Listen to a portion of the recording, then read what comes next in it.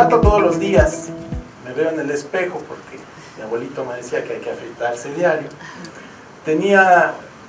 Tengo la costumbre de preguntarme por qué el cosmos se ha organizado de tal forma que el día de hoy tenga que observar los sucesos y participar en estos sucesos importantes. ¿Qué es lo que tengo que hacer y cuál es esta misión? La misión diaria. Una de las cosas que busco el día de hoy es amigos, encontrar y fortalecer la amistad con todos ustedes. ¿A través de qué? A través de la colaboración y del desarrollo. Esta oportunidad de estar aquí al frente no es sino para que ustedes vean el quehacer de un servidor y de los que trabajan conmigo, y de esa manera podamos trabajar juntos en la solución de problemas y y preparar un mejor país para todos nosotros. En particular, cuando el biólogo Floriberto me pidió esta participación, me señalaba que había una preconcepción en la cuestión de la destilación del mosto, la destilación de los productos para la obtención del tequila. Esta preconcepción es la visión de una mezcla de dos componentes principalmente, de agua y etanol. Platicamos y llegamos a la conclusión de que el propósito de esta charla es tratar de introducir el concepto de que el tequila es una mezcla compleja. Muchos de ustedes me preguntarán al rato, bueno, ¿y tú con tu origen petrolero, por qué estás metido en el tequila? Me decía la doctora, oye, tú tienes que escribir un libro del petróleo al tequila, allá en el ocaso de mi vida. Y sí, ¿por qué esta dicotomía de mi persona, esta dualidad? Bueno, al principio porque el tequila es uno de los fluidos que más han marcado mi vida, ¿verdad? Están muy cercanos a mi corazón y me han fijado metas importantes. Cuando uno está bajo esta influencia, alcanza estados de lucidez que le permiten resolver problemas, aunque ustedes no lo crean. Llegan los modelos, se resuelven las ecuaciones diferenciales no lineales más fácilmente. En ese sentido, podría yo haber traído un chorro de ecuaciones, ¿verdad? Un montón de ecuaciones matemáticas y presentarlas y aparentar que sé algo a través de esas ecuaciones. Mira este cuate, mira cuántas ecuaciones, al menos sabe escribir. Habría que revisar si las podemos escribir bien, ¿verdad? Pero no, el por qué estoy aquí es porque hemos enfrentado problemas, desafíos en mezclas complicadas. El petróleo me dio a mí cierta disciplina. El petróleo son millones de compuestos y queremos que del petróleo solo algunos de esos compuestos estén en ciertos productos. Ese es el reto principal, el proceso de separación. ¿Cómo conseguir que determinados compuestos estén en determinado producto? ¿Alguna analogía hay con el tequila? Claro que sí. Cuando nosotros observamos el producto de la fermentación, nosotros queremos que en nuestro producto, en nuestra botella, esté determinada cantidad de cada uno de los compuestos. Es más, el tequila es tan especial, tan lleno de misterios y tan grato para mi corazón, que hay compuestos que deben estar, pero con aquella sabia premisa: ni tanto que queme al santo, ni tanto que no lo alumbre, ¿sí? Porque esas cualidades y esas propiedades las dan en su justa proporción. Y ahora, ¿cómo conseguirlo? ¿Cómo llevarlo a cabo para garantizar precisamente un buen producto? La industria tequilera también tiene grandes retos, grandes oportunidades, porque encontramos gradientes enormes en el grado de tecnificación de las diferentes productoras. He tenido la fortuna de acompañado de de mi mentor, el profesor Humberto Gómez, que es otro de los responsables de que esté yo aquí al frente, he tenido la oportunidad de visitarlos a algunos de ustedes, y he observado precisamente esos gradientes, esas diferencias en los procedimientos, esas diferencias en los controles, lo cual nos dice que si queremos generar, que cada uno de nuestros productores genere su propia huella característica en el mercado, tenemos que ayudarlos para encontrar la mejor forma de hacerlos competitivos, sobre todo si queremos que lleguen a las grandes ligas de los mercados internacionales. En este sentido, hemos identificado que hay una cuestión importante de variaciones. ¿Cuáles son esos primeros parámetros? La materia prima no es homogénea.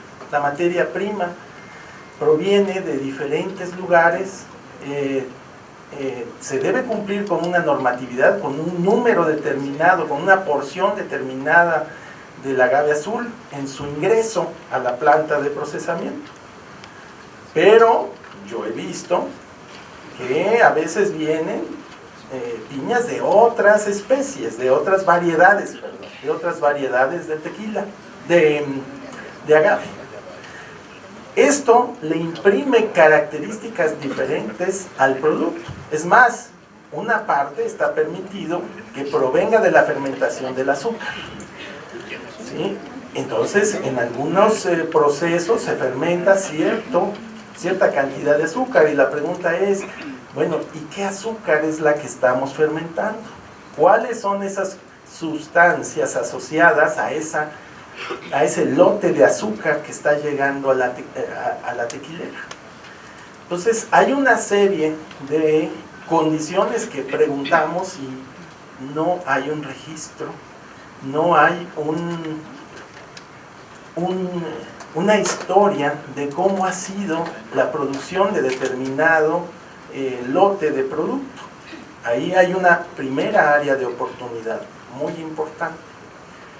¿Por qué es una mezcla compleja? Porque las cantidades de las sustancias adicionales al agua y al alcohol, al etanol en particular, tienen características peculiares en su comportamiento en la destilación. Hay algunas sustancias que se asocian muy cercano al comportamiento del etanol, y entonces se van a trasladar del líquido al vapor en su proceso muy cercano, y están muy pegaditos, mientras que hay otras que son lejanas en su punto de ebullición, en su volatilidad relativa.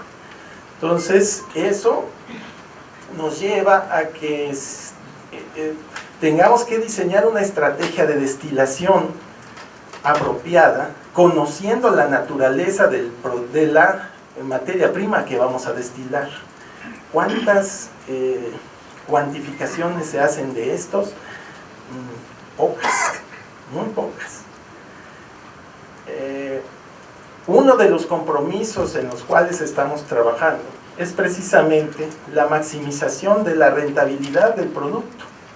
Nosotros queremos que las buenas moléculas estén en la botella en su mayor número. ¿Cómo hacerlo? ¿Cómo trasladarlo de la mezcla del mosto fermentado a la botella? Necesitamos desarrollar métodos, procesos.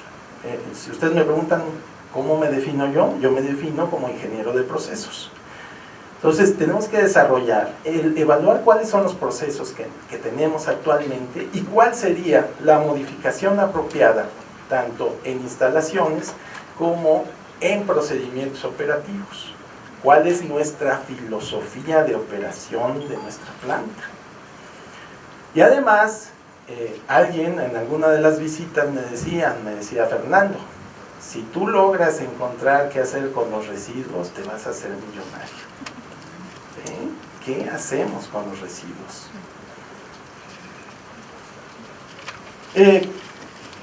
Esta variabilidad que tenemos en la materia prima, pues pasa hacer primero en la cocción y luego en la maceración y en la tina de fermentación, hacer el caldo de cultivo donde las ciertas cepas de levaduras, y más adelante vamos a tener la posibilidad de escuchar sobre esto en una de las conferencias, las cepas de levaduras pues se encargan de hacer esa transformación de los azúcares a los productos de la fermentación. En particular, como ya se señaló, pues tenemos ciertos productos tóxicos, principalmente el metanol, pero también hay otros, el fulfural, los inertes, básicamente, pues las paredes celulósicas de la planta, y los deseables, ¿verdad? Pero deseables en cierta proporción.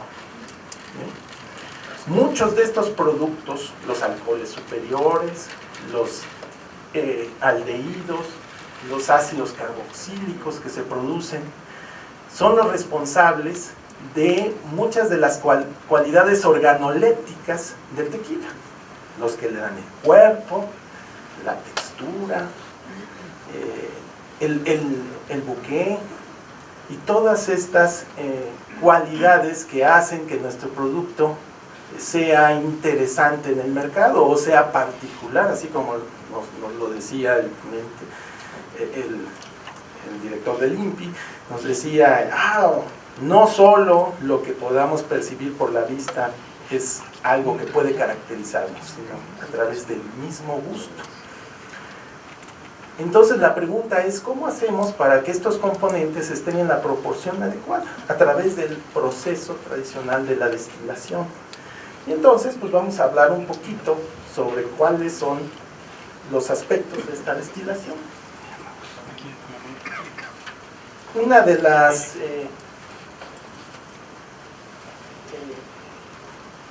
procesos, o sea, todos estos procesos consumen energía. Algo que me llamó mucho la atención en estas visitas es que a muchos productores, cuando yo les preguntaba, oye, ¿cómo van tus índices energéticos?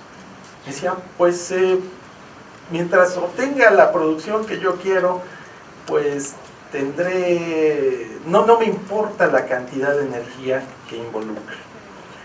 Eso me llenó de preocupación, porque la cantidad de energía al final hace rentable o no rentable un producto.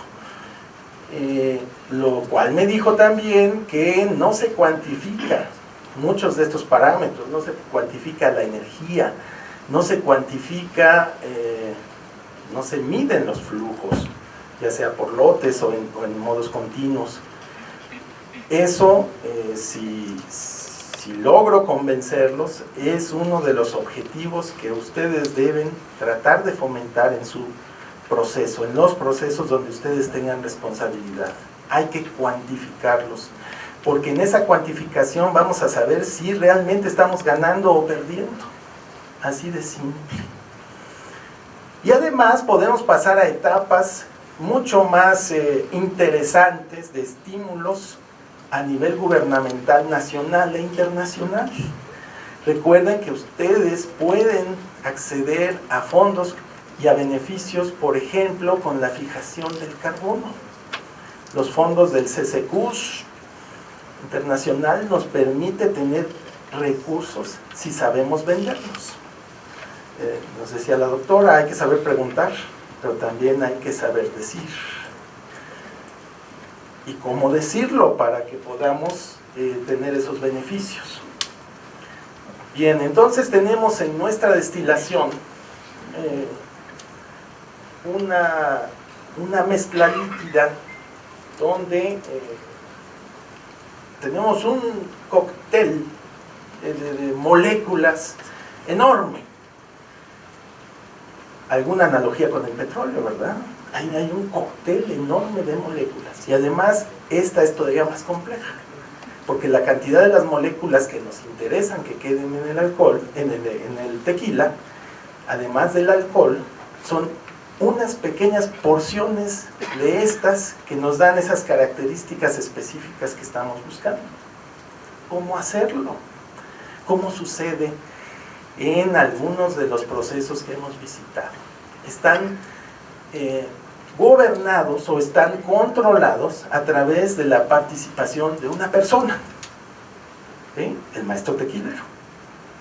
El maestro tequilero es el que va decidiendo cómo va evolucionando el proceso de destilación.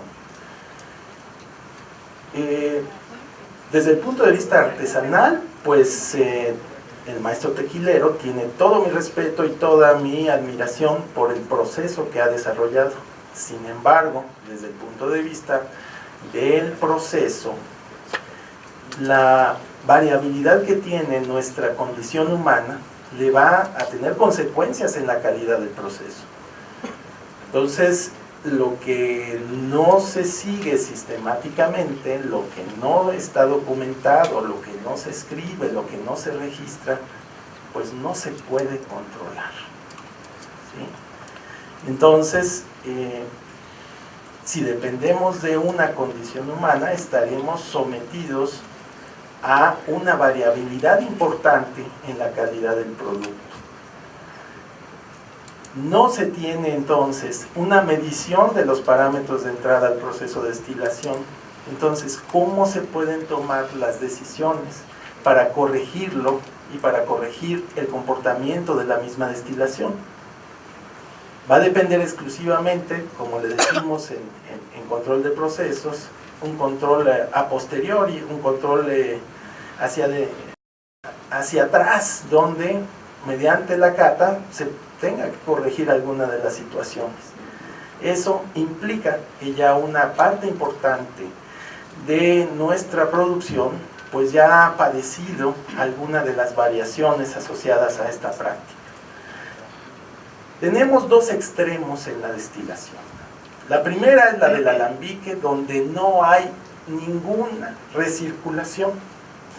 Las especies tienen una volatilidad determinada, cada uno de los químicos tiene una volatilidad determinada, y a medida que evoluciona la destilación, pues se van separando de la fase líquida de acuerdo a su comportamiento físico-químico, de acuerdo al equilibrio. Entonces tenemos, este es un muy bonito ejemplo de un proceso dinámico, por lotes. El modelado de estos procesos es un muy buen desafío para cualquier ingeniero. Cuando este proceso se lleva a cabo, entonces cada una de las especies se separa de acuerdo a su físico-química, y dependiendo de cuál es la calidad del producto, pues será un segmento de esa destilación, un corte de esa destilación el que usaremos o es el que destinaremos al añejamiento en su caso, o al embotellamiento. Este corte, cuanto más grande, pues incrementa la rentabilidad de mi proceso. Y eso pues va a depender de cómo se mueven las moléculas. ¿Cómo puedo corregir eso? ¿Cómo puedo meter algo que pueda modificar este comportamiento? El primer parámetro es la recirculación. Cuando uno ve una destiladora de alambique tipo Armagnac, por ejemplo, ¿sí? En algunos de los productores he visto ese tipo de destilación. ¿En qué consiste esa destiladora Armagnac? Pues hay una pequeña recirculación de estos vapores que se produjeron. Una parte se está recirculando hacia el fondo del alambique. Entonces de esa manera estoy modificando cómo se están distribuyendo los compuestos químicos. ¿Cuál es el extremo? El extremo es la torre de destilación por platos, ¿sí? ¿Cuáles son las definiciones básicas de una torre de destilación? Pues la recirculación, el número de etapas principalmente. Con eso podemos, si tuviéramos capacidad suficiente, pues podríamos poner el número de etapas necesario para obtener determinada composición en cada uno de los platos.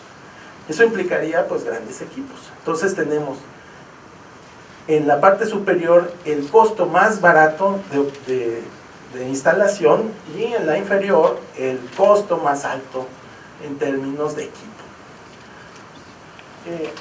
He puesto algunas características de estos extremos.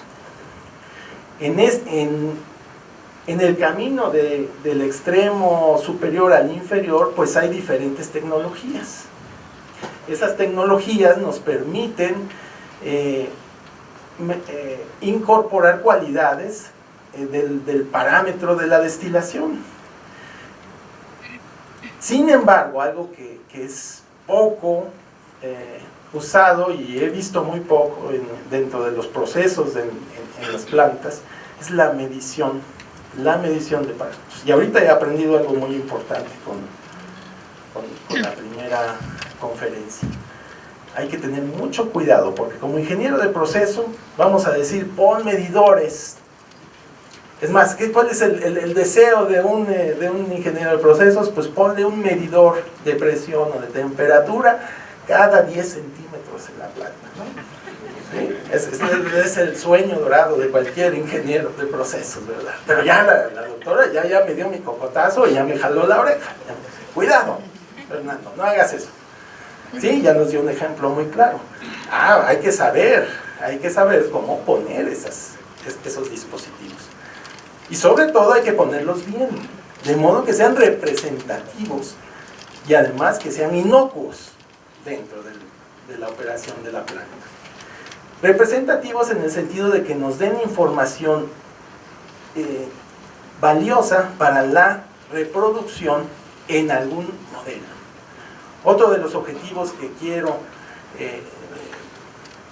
ofrecer a ustedes, una de las inquietudes que traigo para con ustedes, es que trabajemos juntos, trabajemos con la Universidad Autónoma de Guadalajara, con todos ustedes, con el Consejo Regulador del Tequila, para poder empezar a desarrollar modelos que sean representativos, construidos, como dicen los güeros, tailor-made, traje a la medida de cada una de las plantas, de los procesos, de cada uno de los productores. Entonces, con una correcta medición de sus parámetros, podamos decirle dónde están aquellos aspectos importantes que han hecho que un producto de un lote sea mejor que otro. ¿Por qué? Esa es la pregunta. ¿Por qué este producto fue mejor que los otros? ¿De qué dependió? Seguir esa trazabilidad que nos han recomendado ampliamente. ¿Cómo trazar, cómo reproducir esa secuencia de eventos que fue exitosa? Si no medimos nada, pues no podremos hacer nada en nuestro bien. Entonces tenemos que desarrollar esas estrategias y sobre todo lo primero es, tenemos que estar convencidos que eso nos va a dejar dinero, así de simple. Les dicen que tengo un lenguaje muy capitalista, pues sí, pero si hay dinero pues va a haber de todo para todos, si no, no lo hay.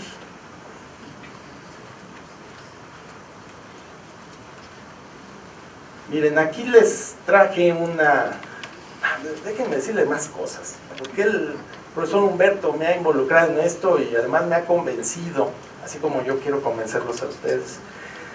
El profesor Humberto ya tiene un antecedente importante de colaboración con el Consejo Regulador del Tequila. Ayudó al Consejo Regulador a desarrollar muchos de los procesos analíticos y ya se siguen solitos, ya nada más fue tantito y ahí van. Y además hay una importante inquietud por innovar, por desarrollar y por estudiar. El Consejo Regulador del Tequila ofrece a sus agremiados pues una serie de instalaciones, de procedimientos para poder cuantificar cosas como estas. Entonces, uno de los recursos que todos ustedes tienen, que va a tener cada uno de los productores, es que se puede acercar al Consejo Regulador del Tequila y les apuesto que les va a traer a los mejores especialistas en cada una de los temas que se están buscando. En ese sentido, ha sido invitado el maestro Humberto Gómez y él ha logrado desarrollar una caracterización de estas corrientes. tiene muchos procedimientos para cuantificar a los responsables de todas estas cualidades del tequila, del orden de partes por billón y partes por trillón, ¿no? ¿Qué significa eso? O sea, me puse a pensar, bueno, ¿qué será eso de partes por trillón? Pues algo con muchos ceros, .000. No. Vamos a pensar en un rotoplas. Tenemos un rotoplas. Entonces, si quisiéramos pensar que estamos hablando de partes por billón, pues tendríamos que tomar una cucharita, una cuchara sopera, y ponérselo al rotoplas lleno. Y partes por trillón es, con un gotero, ponerle una gota al tinaco, y que podamos cuantificar cuánto le pusimos. ¿Eso qué implica? Implica procesos analíticos, implica el desarrollo de técnicas analíticas. O sea, no solo es comprar el equipo. ¿Cuántos laboratorios no han comprado equipos y los equipos ahí están sumergidos en polvos, en capas de polvo? ¿Por qué? Porque no hay personal que pueda operarlos y que pueda desarrollar procedimientos confiables, trazables y todas las características que nos exigen la calidad. En ese sentido, pues, y con este desafío importante, es el que a mí me ha emocionado mucho poder ofrecerles lo que humanamente pueda yo hacer para tratar de encontrar estas soluciones. Entonces sí conviene tener amigos. O sea, Humberto Gómez es mi amigo, el Consejo Regulador del Tequila es mi amigo, y créanme que yo quiero ser su amigo. En ese sentido hemos hecho algunas simulaciones del proceso. Eso es lo que a mí me gusta, modelos termodinámicos, pues modelos de equilibrio, coeficientes de actividad, ecuaciones de estado. Ese es mi quehacer, en eso, a eso me dediqué una buena parte de mi vida, y está ahí publicado. Ahí están las publicaciones de lo que hice.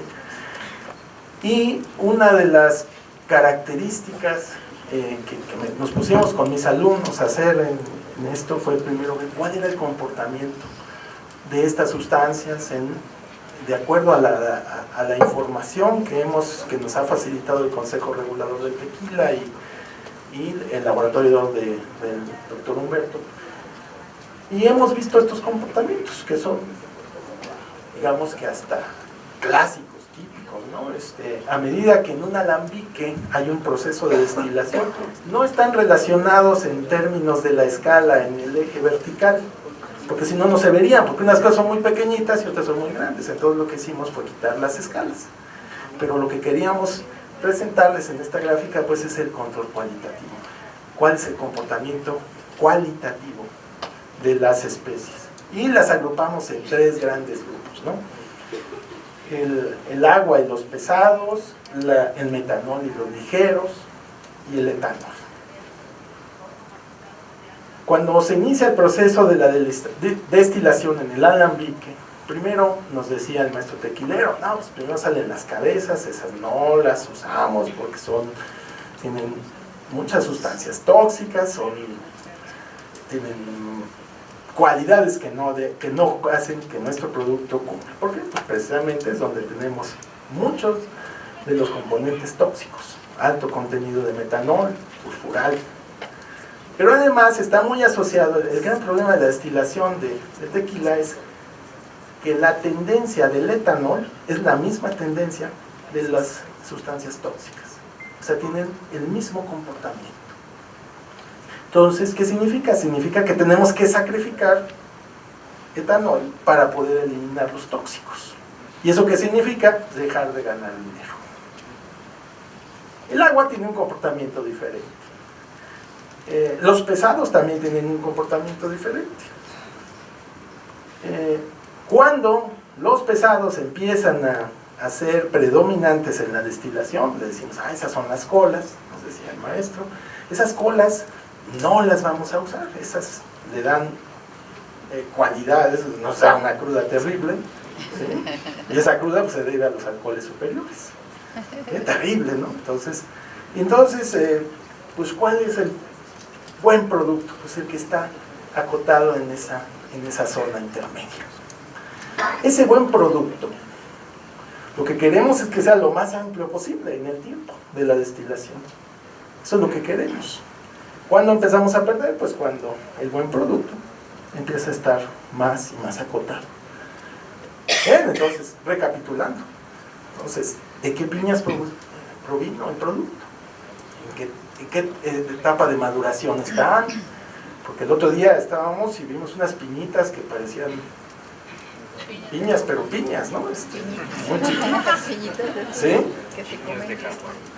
O sea, luego vimos otra, no, pues esto más bien parece mezcalero que ¿sí? Entonces ahí hay una variabilidad que, bueno, hay una serie de problemáticas de producción que después se va a discutir en las pláticas acá. Bueno, pero entonces, ¿cómo cuantificar eso?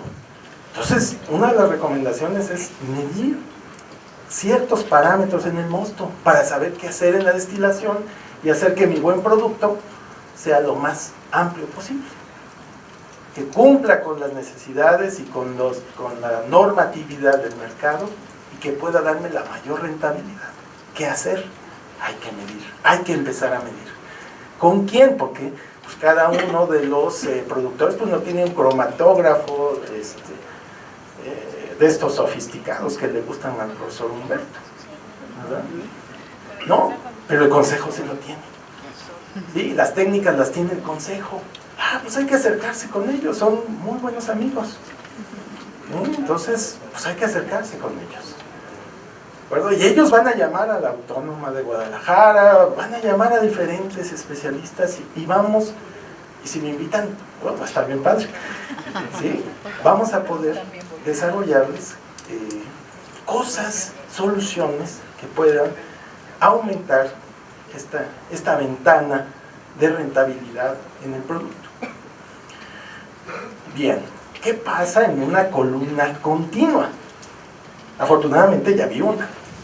Ya me tocó ir ahí con un productor y estuve ahí. De hecho, estuvimos todo el día operando una columna. Ahí con ellos. Muy buena. O sea, estupendos. Entonces, lo que vemos ahí, pues son comportamientos. Esto es continuo en el tiempo. Donde dice etapas, quiere decir que tengo una columna y cada uno de los platos de la columna están numerados desde el más bajo, que sería hacia su izquierda, hacia la derecha. Donde tengo las mayores concentraciones, pues los tendré en el de la derecha. Ahí es donde estaré haciendo los productos del destilado de la columna de destilación. Y de este lado a la izquierda tendré los fondos o colas de la destilación. Pero si yo quisiera tener un producto con determinada característica, pues podría tomarlo de un plato determinado. ¿Sí? Podría yo poner una corriente de salida lateral, porque digo, mira, hay un mercado internacional que quiere un producto con determinadas cualidades. Pues lo puedo obtener y lo puedo purificar o lo puedo dar el toque mágico que nos permita atender esa demanda del mercado. Bueno, ¿cómo diseñamos esta columna? ¿Cómo la controlamos? ¿Cómo garantizamos esas condiciones? Pues ese es el trabajo del Consejo Regulador del Tequila y de nosotros. Entonces, vamos a poder hacer muchas cosas si tenemos las ganas de romper los esquemas, de salir adelante y de hablar y de plantear problemáticas. Yo los invito a eso. Vamos a plantear problemas y vamos a solucionar y vamos a preguntarle a los que saben, ¿no?, de cómo hacer las cosas bien y no la vayamos a regar con un O-ring que esté contaminando con materiales impropios a nuestro producto. Nuevamente tenemos que ampliar ese destilado del buen producto. Va a estar limitado por la línea roja. Esa es la concentración de mis productos tóxicos, es la que va a limitar ese buen producto. Pero yo puedo hacer en destilación muchas cosas. Por ejemplo, puedo cambiar la temperatura de operación de la torre. Ah, ¿cómo le hago para eso? Ah, pues cambio la presión atmosférica, ¿no? Me voy a destilar ahí junto al mar. O, ¿qué hago? O diseño un equipo apropiado para cambiar esas condiciones. Ah, ¿y cómo modifica la ventana del buen producto esos cambios de las condiciones de operación? Tan solo la presión de operación de la torre. Bueno, pues necesitamos que nos den información, necesitamos levantar el modelo, porque mal haríamos con construir 20 torres, una que opera 1, una 2 y así sucesivamente. Vamos a gastar un dineral. Para eso está la simulación de procesos.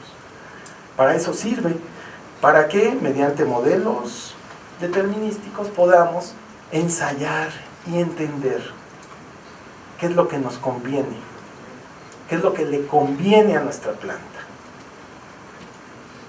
Yo sé que ustedes no tienen el modelo de simulación, pero insisto, el consejo los puede ayudar en eso. Bien. Esta es una de las máximas que le doy a mis alumnos. Yo todavía doy clase y estoy muy orgulloso de dar clase a los alumnos de licenciatura. Me tienen que padecer. Yo creo que dentro de poco me jubilan.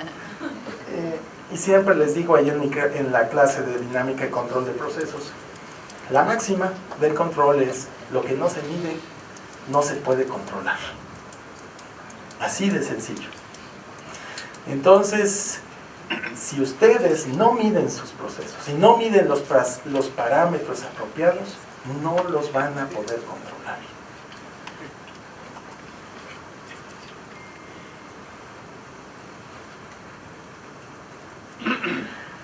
¿Cuáles son los parámetros que yo debo medir en una columna de destilación continua? Esta lámina trae una breve descripción de cuáles son esos parámetros. Y más aún, lo que no se registra no se puede mejorar. ¿Sí? ¿En qué consiste eso de registrar? Pues de apuntar qué pasó, qué sucedió, de dónde vino la trazabilidad. Y además tener un banco de información importante, con lo cual después hacer un análisis, hacer muchos análisis de qué es lo que pasó, por qué este producto fue exitoso, por qué tuvimos algunas observaciones, o por qué de plano nos lo rechazaron. Si está todo registrado y está establecido en bases de datos, podemos encontrar cuál es la curva de operación característica de nuestro producto. Yo trabajé también un tiempo en cervecería Moctezuma, y una de las cosas importantes que se tenían ahí era la curva de cocimiento y la curva de preparación de cada una de las cervezas. Ese es un secreto de la cervecería. O sea, la variación de tiempo y temperatura es un secreto, es característico de cada una, pues de la Carta Blanca, de la Tecate, de la Sol, de la Victoria. Y ese solo lo conoce una persona. Y chipote con sangre si lo revela, ¿eh? Ah, bueno, entonces, ¿por qué cada uno de los productores no tiene su curva de producción para determinado producto? Es decir, además de la denominación de origen, es decir, ponerle su sello personal, su sello particular. Este producto es el tequila, el nombre de su empresa, pongan, ¿sí? Y es único y característico. Y además trazable y reproducible. Pero solo con esta constitución de parámetros y con esta filosofía es con la cual podremos llegar a esta condición exitosa.